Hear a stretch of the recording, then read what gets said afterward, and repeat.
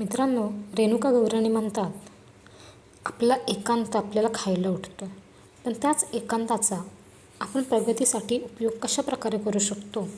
तर तो अशा प्रकारे. त्यांचं असं म्हणणं आहे की आपण एकटे राहतो, त्या एकटे राहण्याच्या कलेचा रियाज करा. एकटे राहण्याची ही कला असली पाहिजे आणि त्याचा आपण रियाज केला पाहिजे. कशा प्रकारे ते आपण सुरू करूयात. काही लोक एकटे असतात कारण त्यांना मित्रमैत्रिणी अथवा कुटुंब नसते. काही लोक एकटे राहण्याचा सराव करतात कारण त्यांना स्वतःच्या संपर्कात राहायचं असते. अमेरिकन चित्रकार जॉर्जिया ओकीफ या आधुनिक विचारसरणीच्या पुरस्कर्त्या होत्या. त्यांना अमेरिकी आधुनिकवादाची जननी असे म्हटले जाते. 15 नोव्हेंबर 1887 रोजी त्यांचा जन्म झाला. 7 मुलांपैकी जॉर्जिया ह्या दुसऱ्या अपत्य होत्या. सन प्रेयरी, विस्कॉन्सिन एका फार्मवर त्या लहानाच्या मोठ्या झाल्या. हायस्कूलमधून त्या पदवीधर झाल्या तेव्हा त्यांनी चित्रकार बनायचे ठरवले होते. जॉर्जियानी आर्ट इन्स्टिट्यूट ऑफ शिकागो आणि न्यूयॉर्कमध्ये आर्ट स्टुडंट्स लीगमधून शिक्षण पूर्ण केले. तिथे त्या पारंपरिक चित्रकलेची तंत्रे सुद्धा शिकल्या. जेव्हा त्यांनी आर्थर वेस्ली डाऊ यांच्या क्रांतिकारी कल्पना अभ्यासल्या तेव्हा त्यांचा कलात्मक पद्धतीकडे पाहण्याचा दृष्टिकोन व दिशा बदलली. डाऊंच्या तत्त्वज्ञानाने जॉर्जियाना चित्रकलाविषयक विचारांच्या सुस्थापित मार्गांसाठी पर्यायांचा विचार करायला लावला. वेस्ट टेक्सासमध्ये चित्रकलेचे अध्यापन करत असताना 2 वर्ष त्यांनी अमूर्ततेचे प्रयोग केले. अखेर त्यांनी अमूर्त चारकोल चित्रपरंपरेद्वारे आपल्या कल्पना व भावना व्यक्त करण्याची स्वतःची शैली विकसित केली. त्यानंतर काही काळाने जॉर्जियानी या अमूर्त चित्रांपैकी काही चित्रे न्यूयॉर्कमधील त्यांच्या एका मित्राला पाठवली. त्या मित्राने ती आर्ट डीलर व प्रख्यात छायाचित्रकार अल्फ्रेड स्टिग्लिट्झ यांना दाखवली.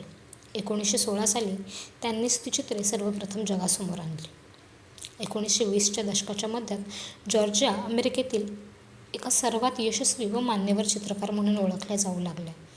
त्यांची खासियत म्हणजे न्यूयॉर्कमधील गगनचुंबी इमारतींची चित्रे.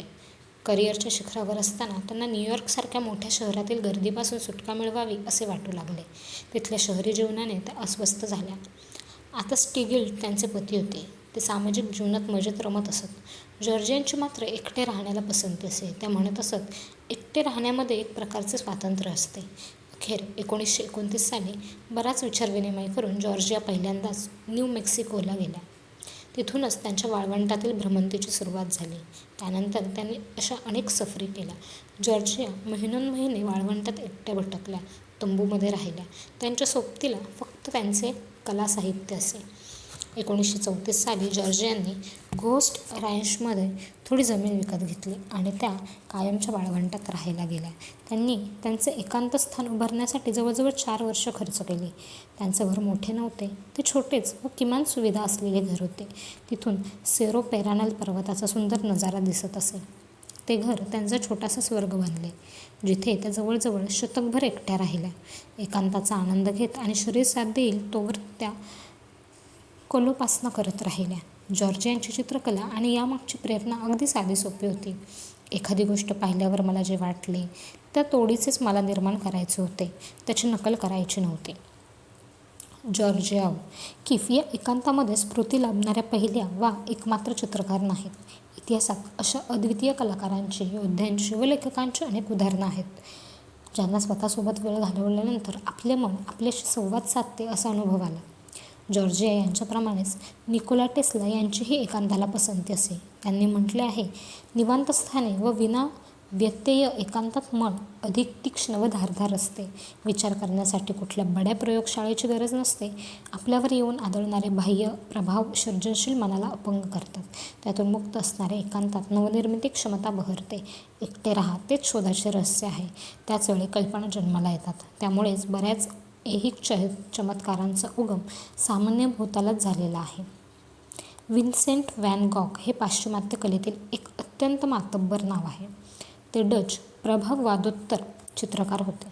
विन्सेंटा यांना त्यांच्या मृत्यूनंतर लोकप्रियता लाभली असली तरी त्यांनी त्यांच्या जीवनकाळात एकांतवासात राहत असताना 2100 कलाकृती निर्माण केलेल्या आहेत. त्यांना बऱ्याचदा एकटे वाटायचे, पण त्याबद्दल रडत न राहता किंवा फसवी, मानहानिकारक सोबत न शोधता त्यांनी त्यांच्या कलेचा उपयोग स्वतःला व्यक्त करण्यासाठी व त्यांचा एकटेपणाचा अनुभव व्यक्त करण्यासाठी केला. त्यांनी एके ठिकाणी म्हटले आहे, मी बरेचदा दुःखाच्या गर्दीत असलो तरीही माझ्या आतमध्ये अजूनही शांती, विशुद्ध सुसंवाद व संगीत आहे. ही फक्त महान कलाकारांची काही उदाहरणे आहेत, ज्यांनी एकटे राहण्याला पसंती दिली होती. ज्या योगे त्यांनी बाह्य कोलाहल दूर करता आला होता, असा कोलाहल ज्यामुळे ते त्यांच्या खऱ्याखुऱ्या स्वभावापासून भरकटले असते. कॅल न्यूपोर्ट सांगतात की सर्व महान लेखक, कलाकार आणि संशोधकांची त्यांचे चित्र विचलित होणार नाही अशा वातावरणाला पसंती असते, ज्यायोगे ते स्वतःमध्ये खोलवर दडलेल्या कशाशी तरी संपर्क करू शकतात व उत्कृष्ट कलाकृती किंवा खराखुरा मास्टरपीस निर्माण करू शकतात. गंमत अशी आहे की आपली पिढी एकांताला एकांकीपणा मानते. असे काहीतरी ज्यापासून सुटका मिळवली पाहिजे व ज्याची लाज वाटली पाहिजे अशी गोष्ट. पण इतिहास काळात असा होता की जेव्हा थोर माणसे अंतरंगात भ्रमण करण्यासाठी एकांत शोधत होती. आपल्या अंतरंगातील जगाची शांती अनुभवण्यासाठी एकांत ही एकेकाळी चैन होती. मला मनापासून वाटते की हे असेच जाता जाता आलेले नाही. त्या भोवतीची व्यवस्था अत्यंत काळजीपूर्वक व आपल्या मूलभूत मानवी वृत्तीच्या सखोल विश्लेषणानंतर आखलेले आहे. मनुष्य प्राणी म्हणून आपण इतर लोकांना सुरक्षित व निर्धोक वाटायला लावले पाहिजे. आपले स्वाभाविक कार्य अशा प्रकारे चालते. मात्र सर्व बलाढ्य कंपन्या आपली प्रमाणीकरणाची गरज टिकवून ठेवण्याच्या दृष्टीने बनवलेल्या आहेत. तो त्यांचा केंद्रबिंदू आहे, ज्यायोगे ते आपल्याला दुःखचक्रात अडकवू शकतील. जॉर्जिया किफ यांचे आयुष्य ही एकांत आपल्याला आपल्या सर्वोत्तम अंगभूत सामर्थ्यापर्यंत पोहोचण्यास कशा प्रकारे मदत करू शकतो याची साक्ष आहे. तुम्ही तुमच्या आजूबाजूला बघा. तुमच्या लक्षात येईल की जे लोक सीमारेषा आखून घेतात व स्वतःची ध्येय संपूर्ण स्वप्न असतील ते पूर्ण करण्यासाठी खूप मेहनत घेतात. त्यांचे मित्रमैत्रिणींचं मोठे वर्तुळ नसते. हे लोक एकटे असतात. त्याचे कारण हे की दुःखी कष्टी असतात हे नाही, तर ते कोलाहल मागे सोडण्याचा पर्याय निवडतात हे आहे. आणि जे लोक पार्टी किंवा गेट टुगेदरसाठी सदैव सज्ज असतात किंवा सोशल मीडियावर स्क्रोल करण्यासाठी वेळ वाया घालवतात, त्यांना कसलीही ध्येय नसते. त्यांचा खराखुरा अनुबंध नसतो आणि कोण काय करते आहे यावर मते देण्यासाठी त्यांच्याकडे खूप वेळ असतो. हे थोडे अनुमानाप्रत येण्यासारखे वाटू शकेल, पण हे खरे नाही आहे. का सांगा?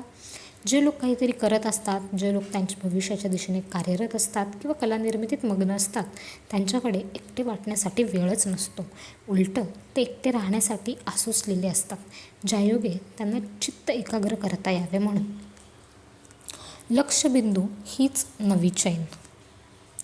जी पिढी मजेत लक्ष विचलित करून घेत आहे व जिला सहजपणे फसवता येत आहे, त्या पिढीत लक्षबिंदू सहजपणे गवसणार नाही. जर तुम्हाला मी अतिशयोक्ती करते असं वाटत असेल तर मला एक गोष्ट सांगा.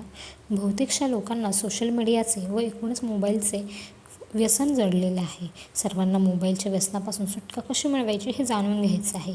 तरीही दुसऱ्याच दिवशी किंवा पुढच्याच आठवड्यात ज्यातून काहीही हाती लागत नाही अशा पोस्ट किंवा व्हिडिओजच्या तंग डोहात ते विहार करत राहतात. मला असा प्रश्न पडतो की हे का आणि कशासाठी? जर तुम्हाला तुमच्या मनाच्या मालकाला सोशल मीडियापासून सुटका करून घ्यायची आहे तर तुम्ही ती का करून घेऊ शकत नाही? जर तुम्हाला तुमच्या मनाच्या सोबतीने चित्त एकाग्र करायचे असेल तर तुम्हाला ते का करता येत नाही? याचे कारण असे दिसते की आता तुमच्या मनावर नियंत्रण आहे. आता तुमचे मन हे एक उपकरण आहे ज्यावर या बलाढ्य तंत्रज्ञान कंपन्यांचे नियंत्रण आहे.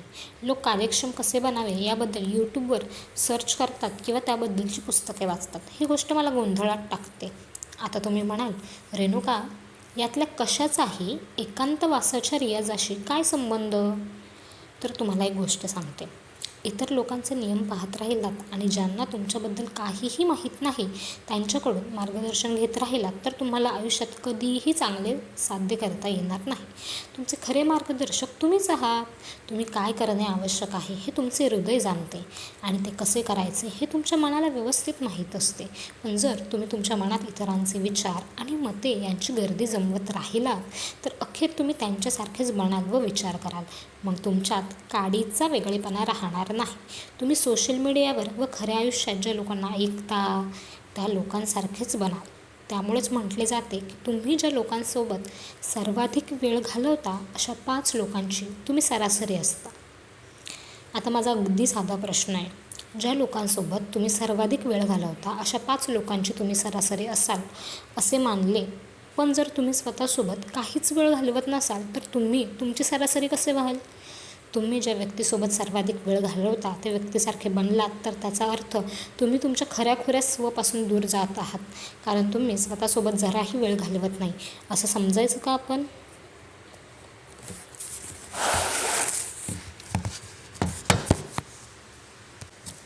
कदाचित जॉर्ज ओकिफ यांच्यासारख्या चित्रकाराला हे सुरुवातीपासूनच माहीत असेल.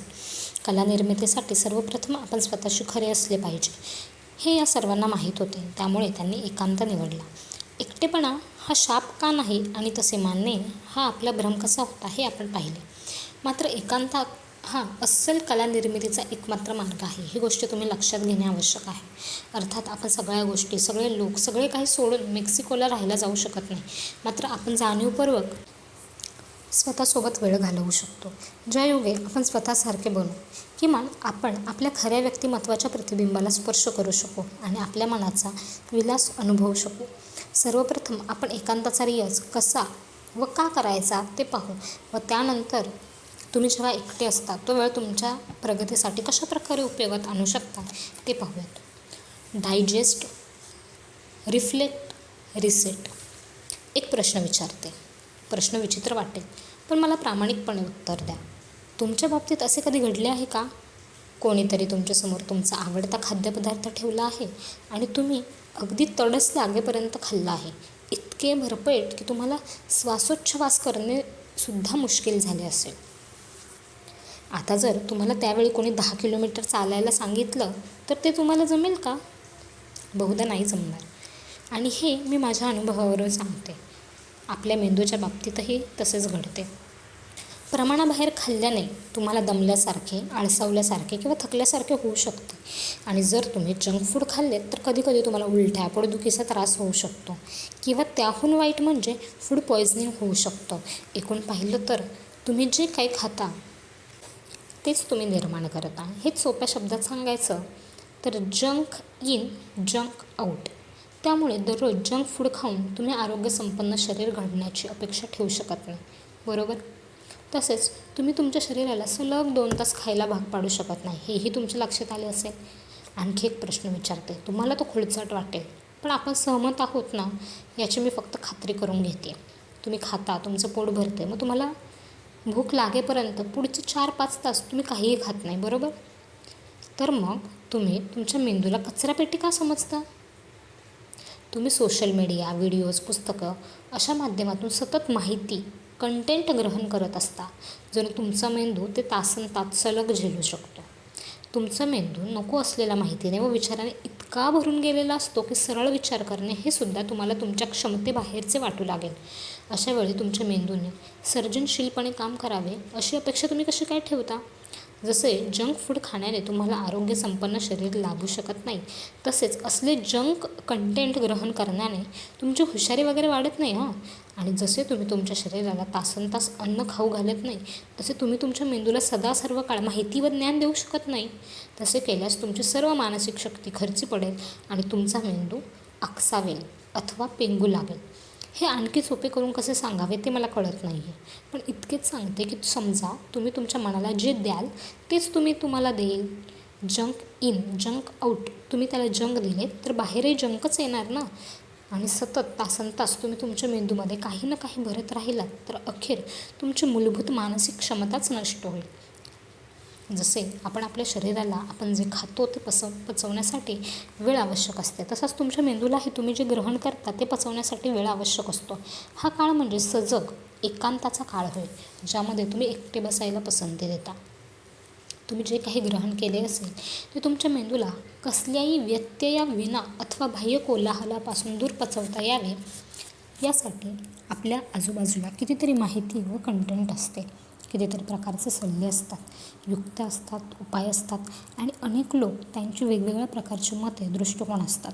जर तुम्ही या साऱ्याला ब्रेक लावला नाहीत तर तुम्ही या विशाल समुद्रात बुडून जाल. आपण बाह्य जगतातून सतत माहिती ग्रहण करत असतो पण आपण जे ग्रहण केलं आहे ते पचवण्यासाठी आपण आपल्या मनाला कधीही विश्रांती देत नाही. आपण प्रचंड माहिती, मते व डेटा यांनी इतके घेरलेलो आहोत की आपल्या मनात काय प्रवेश करत आहोत हे आपल्याला कळतच नाही. आपण एखादी जबरदस्त गोष्ट किंवा अत्यंत प्रभावीपणे सांगितलेली एखादी गोष्ट ऐकतो आणि आपले स्वतःचे डोके न वापरता ती गोष्ट त्यातील आशय काय आहे हे समजून न घेताच मानू लागतो. सकारात्मक की नकारात्मक या गोष्टीने काहीही फरक पडत नाही. यातील महत्त्वाचा मुद्दा असा की तुम्ही विचार करत नाही. यूट्यूबर्स, पॉडकास्टर्स, लेखक किंवा सोशल मीडिया इन्फ्लुएन्सर्स हे सुद्धा माणसेच आहेत, परमेश्वर नाहीत. त्यामुळे ते जे सांगतात ते बरोबरच किंवा तुमच्या आयुष्यासाठी योग्य असलेच पाहिजे असे नाही. तुम्हाला जे तर्कसंगत वाटणार नाही ते सरळ बाजूला सावरा. कंटेंट ग्रहण करत राहून ओ माय गॉड काय व्हिडिओ आहे किंवा काय पॉडकास्ट आहे, कोणताही सल्ला किंवा विचारायला तुमच्या मनात पाय रोवू देण्याआधी विचार करा. जर तुम्ही तुमच्या मनाला कधी एकटे सोडलेच नाही आणि त्यात सतत तुम्ही निरर्थक गोष्टी व इतरांची मते भरत राहिलात तर तुम्ही म्हणजे फक्त तुमच्या बाह्य जगाचे संकलन व्हाल. तुमच्या आतमध्ये एक जग आहे ज्याची तुम्ही भ्रमंती करणे, अज्ञात प्रदेश शोधणे गरजेचे असते. तुमच्या मनाची एक वैशिष्ट्यपूर्ण विचार प्रक्रिया असते व मतेही असतात ज्यांकडे तुम्ही लक्ष दिले पाहिजे. मला सांगा, जर तुम्ही तुमच्या आतला आवाज ऐकण्यासाठी कधी एकटे बसलाच नाहीत तर तुमच्या आतमध्ये काय चालले आहे हे तुम्हाला कसे समजणार? तुम्ही जेव्हा एकटे असता, जगाशी तुमचा संपर्क नसतो, त्यावेळी तुमच्या मनात जे विचार येतात ते विचार म्हणजे तुम्ही कोण आहात, तुमच्यासाठी काय महत्त्वाचे आहे व तुमची विचार प्रक्रिया काय आहे याचे प्रतिबिंब असते. एकटे बसणे मुश्किल असते, मला माहीत आहे. खास करून जे लोक टिकटॉकवरच्या आचरट व्हिडिओंवर मनमुराद हसतात, अशा व्हिडिओवर ज्यांना एका सेकंदानंतर काहीही महत्त्व उरत नाही.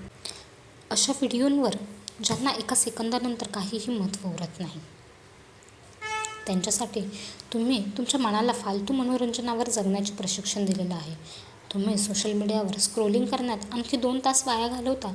तुम्ही तुमच्या मनाला बधीर होण्याचे प्रशिक्षण दिलेलं आहे. तुम्ही तासनतास मोबाईलचा स्क्रीन पाहिलात तर तुम्हाला कंटाळा येत नाही. पण तेच जेव्हा अभ्यास करणे, नवनव्या गोष्टी शिकणे किंवा खऱ्याखुऱ्या महत्त्वाच्या गोष्टीवर काम करणे असे विषय येतात तेव्हा तुम्हाला कंटाळा येतो. अशावेळी तुमचे लक्ष विचलित होते. का? कारण सगळ्या गोष्टी तशा प्रकारे बनवलेल्या आहेत. सोशल मीडियावर दिसणाऱ्या आचरट विनोदांवर हसताना किंवा ट्रेंडिंग व्हिडिओमध्ये हरवून जाताना तुम्हाला लक्ष एकाग्र करण्याची आवश्यकता नसते. त्यामुळेच सोशल मीडियावर मजा अनुभवणे अगदी सोपे असते आणि त्यामुळेच तुमचे मानसिक स्नायू कमजोर होत आहेत.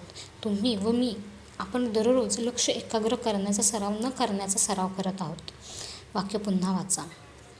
आपण दररोज लक्ष एकाग्र न करण्याचा सराव करीत आहोत.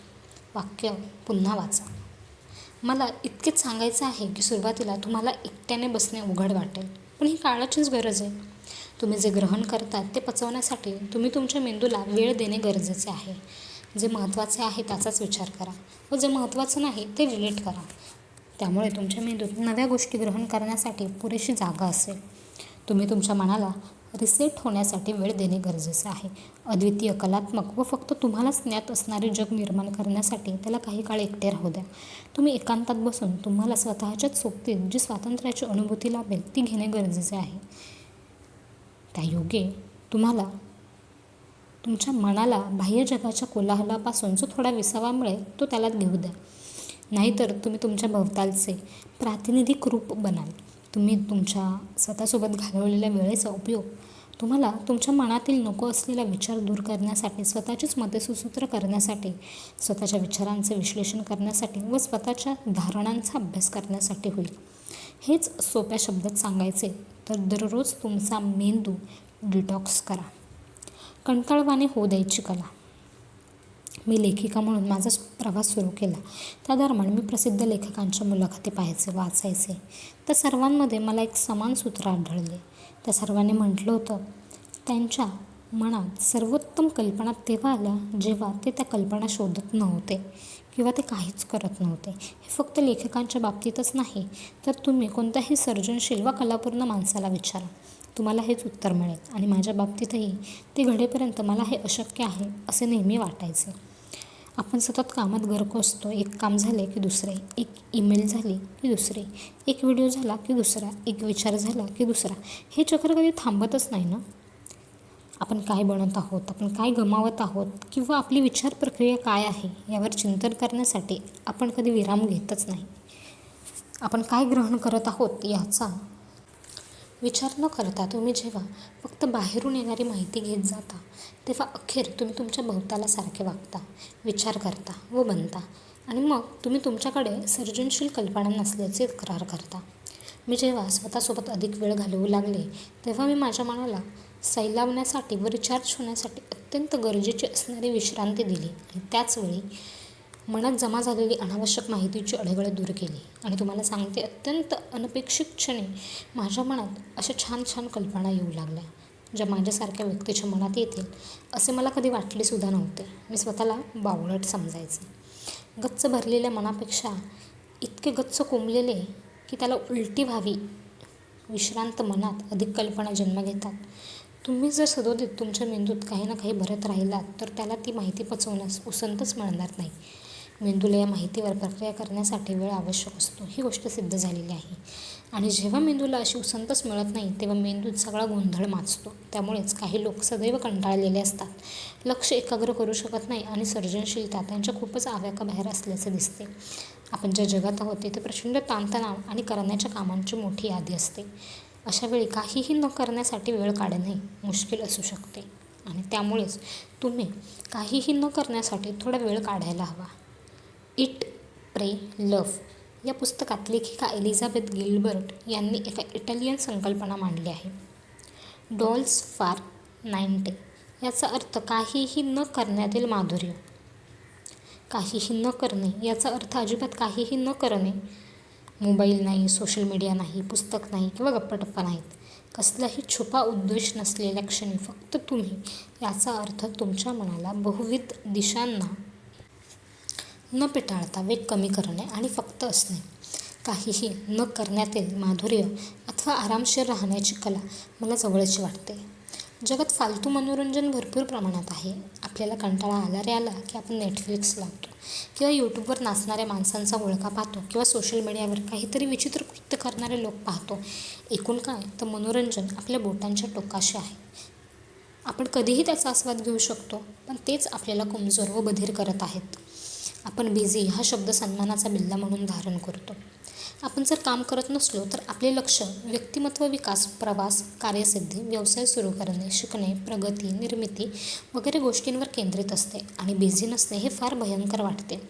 काही लोकांसाठी त्याचा अर्थ असतो स्वतःशीच थेट भेट होणे, तर काही जणांसाठी त्याचा अर्थ असतो लायक नसल्यासारखे वाटणे. आपण परिपूर्ण व उपयुक्त नाही ही गोष्ट काहींना सहन करता येत नाही.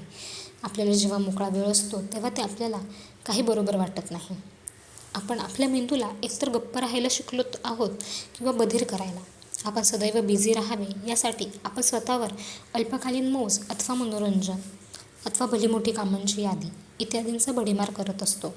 पण आपल्या ही गोष्ट लक्षात येत नाही की समजून उमजून अक्रिय राहणे ही कला आहे. मौजमजेचे हजारो पर्याय तुमच्या हातात असताना काहीही न करण्यात संपूर्ण समाधान अनुभवणे ही कला आहे. त्यायोगे तुम्ही अनावश्यक कंटेंटला पूर्णविराम तर देताच, शिवाय तुमच्या मनाला अत्यंत गरजेचा असलेला आरामही देता.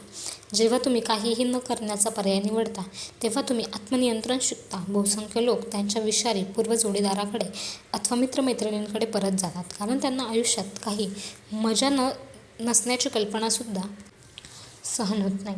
लोकांना कंटाळा येतो म्हणून ते इतरांकडून फारसे काही मिळाले नाही तरी ते चालवून घेतात. पण का? अक्रिय असणे हा ध्यानासारखाच एक प्रकार आहे.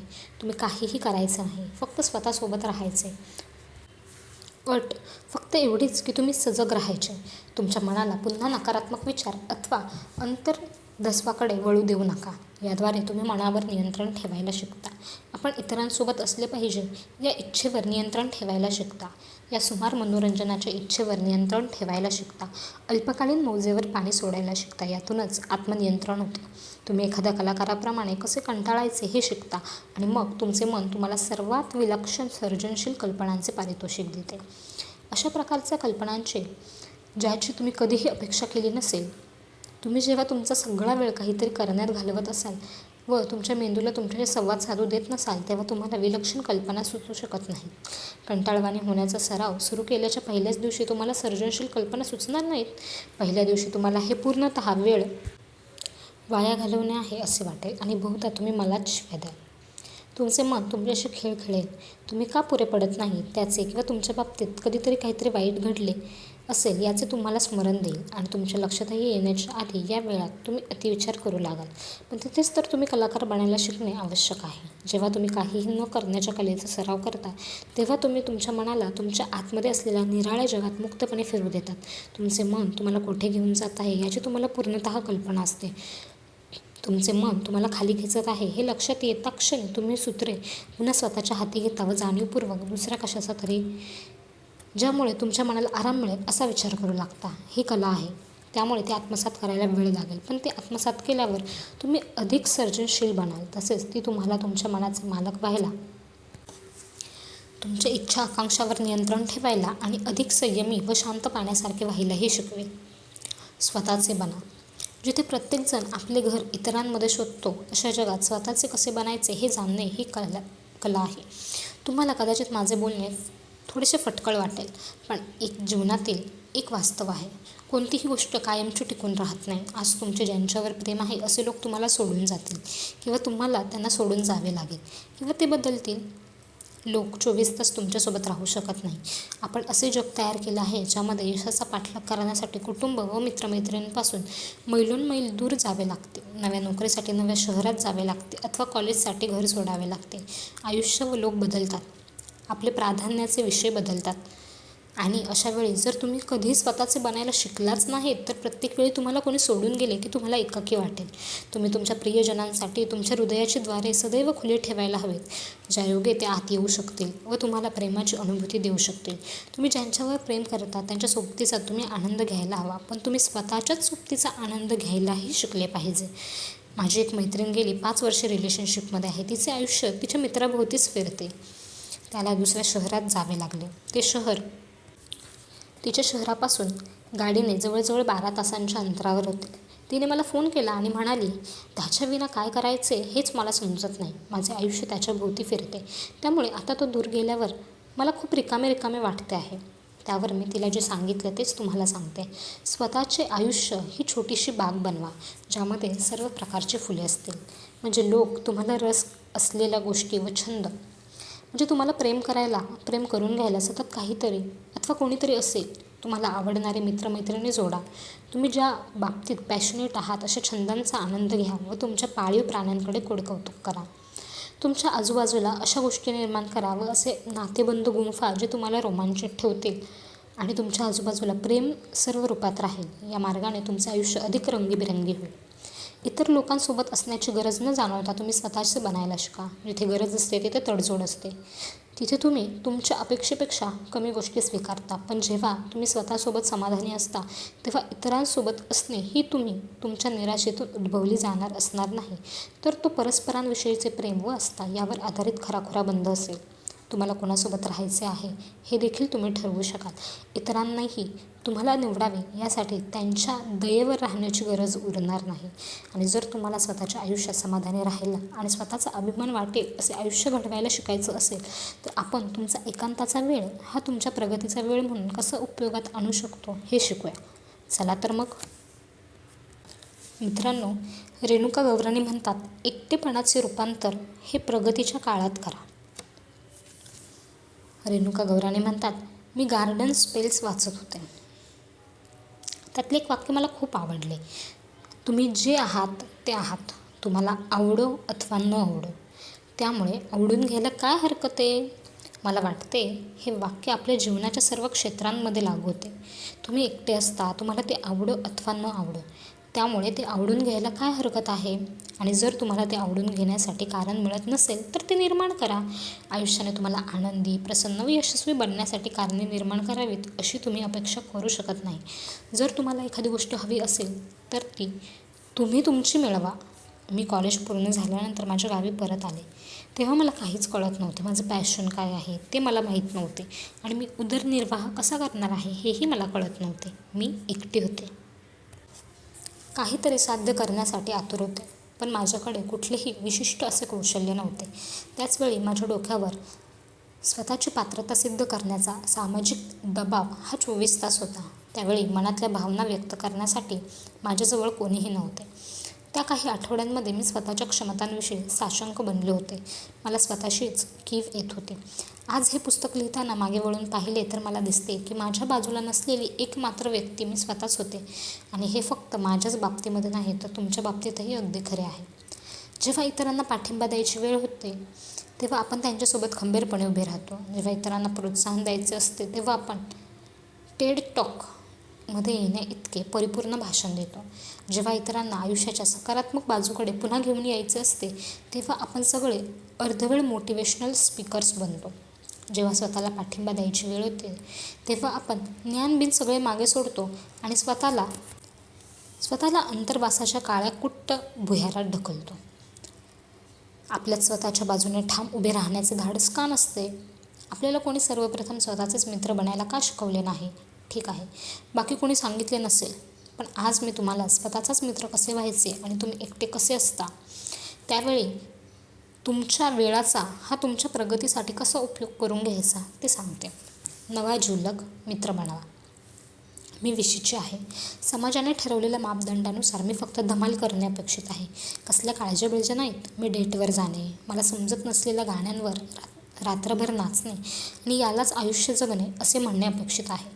पण मला यातले काहीही नको आहे. मला यशस्वी व्हायचे आहे. मला हवे आहे ते सगळं मिळवायचं आहे. पैसा कमवायचा आहे. पण त्याचवेळी मला स्कॉटलँडमधील एखाद्या छोट्याशा खेड्यात संथ आयुष्य जगायचे आहे.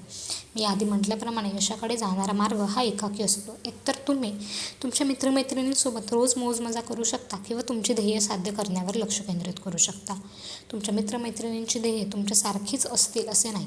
किंवा जेव्हा तुम्हाला अभ्यास करायचा असेल तेव्हा त्यांना मौजमजा करायचं असेल. तुम्ही काय करणार आहात हे तुम्हाला ठरवावे लागेल. मी जेव्हा माझ्या गावी परत आले तेव्हा मला निवडीला फारसा वावच नव्हता. त्यामुळे मला यातील दुसरा पर्याय निवडावा लागला. मी माझ्या साहजिकच ध्येयावर पूर्णतः लक्ष केंद्रित करायचे ठरवले. मी माझ्या स्वप्नांसाठी जगायचे ठरवले. मी माझे काल्पनिक जग वास्तवात उतरवायचे ठरवले. मी अशा मैत्री करायची ठरवली जी मला हवी तोवर टिकू शकेल. असा मित्रमैत्रीण जो मला माझ्या ध्येयाच्या जवळ जाण्यास मदत करेल. असा मित्रमैत्रीण जो मला दररोज मी महत्त्वाची असल्याची भावना देईल व माझ्यात आत्मविश्वास जागवेल. आयुष्याच्या प्रत्येक टप्प्यावरती मैत्री अजूनही माझ्यासोबत आहे. मैत्री सांभाळणे अवघड असते, पण ती त्यासाठी लागणाऱ्या मेहनतीच्या योग्यतेची असते. मी तुम्हाला माझ्या या मित्राशी मैत्री करायला सांगत आहे. त्यामुळे तुम्ही आत्तापेक्षा 10 पट आनंदी व्हाल. हा नवा मित्र कोण आहे सांगू? मी तुम्हाला तुमचे ध्येय व स्वप्न, यश व कर्तृत्व यांच्याशी मैत्री करायला सांगत आहे. तुम्ही स्वतःसोबत नव्याने सुरुवात करा. तुम्ही तुमच्या एकांताकडे अत्यंत यशस्वी व्यक्तीच्या भेंगातून पहा आणि असे लोक त्यांच्या वेळेचा उपयोग कसा करत असतील याचा विचार करा. तुम्ही जर त्याचा विचार केलात तर तुमच्या लक्षात येईल की ना तो एकटेपणा आहे ना एकांत, तो फक्त कालावधी आहे. तुम्ही त्याकडे ज्या दृष्टिकोनातून पाहता त्यानुसार त्यावर काय शिक्का लावायचा ते ठरेल आणि तो शिक्का तुमच्या मानसिकतेवर अवलंबून असतो. त्यामुळे मी तुम्हाला तुमची मानसिकता बदलायला सांगत आहे. तुमच्या एकटेपणाबद्दलची धारणा बदला. त्याकडे तुमचे भावी स्वरूप अशा दृष्टिकोनातून बघा जे अत्यंत यशस्वी असेल आणि त्याची तुमच्याकडून हा काळ स्वतःच्या प्रगतीसाठी, स्वतःच्या स्वप्नांवर काम करण्यासाठी, तुमच्या स्वप्नभूमीच्या दिशेने एक एक पाऊल पुढे जाण्यासाठी वापरावा अशी अपेक्षा असेल. तुम्ही एकटे असता त्या काळात तुम्ही स्वतःसाठी जे काही करू शकाल ते करण्याने तुम्हाला सबल झाल्यासारखे वाटेल. हे सगळे इतके साधे सोपे आहे. मी या प्रकरणाच्या सुरुवातीला म्हटल्याप्रमाणे एकटे असणे हे आता तुमचे वास्तव आहे. तर मग तुम्हाला एकांत आवडू लागेल. अशा प्रकारे स्वतःचे रूप का बरं बदलू नये? एकटे असणे ही तुम्हाला संधी, चैन वाटेल. स्वतःला अधिक सुसज्ज करण्यास सहाय्यभूत ठरणारी जीवनशैली वाटेल. अशा प्रकारे त्याचे रूप का बदलू नये? त्यामुळे तुम्ही यशाशी मैत्री करा. तुमच्या स्वप्नांना तुमचा सर्वोत्तम मित्र बनवा. या नव्या मित्रासोबत तुम्ही आत्मसुधारणा मोहिमेचा आरंभ करा. तुमच्या ध्येयाच्या दिशेने पडणारे प्रत्येक पाऊल, प्रत्येक लहानसे यशसुद्धा तुमच्या यादीत नव्या स्मृतीची भर घालेल. हे सगळे तुम्हाला स्फूर्तिदायी वाटेल. पण हे सगळे कसे करायचे? याची सुरुवात कशी व कुठून करायची? तुम्ही यशाशी मैत्री करायला तयार झाला असाल तर पान उलटा आणि तुमच्या नव्या मित्राचे लक्ष वेधण्यासाठी आपण थोडे प्रयत्न करू. मित्रांनो, उर्वरित वाचन आपण पुढील भागात करू. धन्यवाद.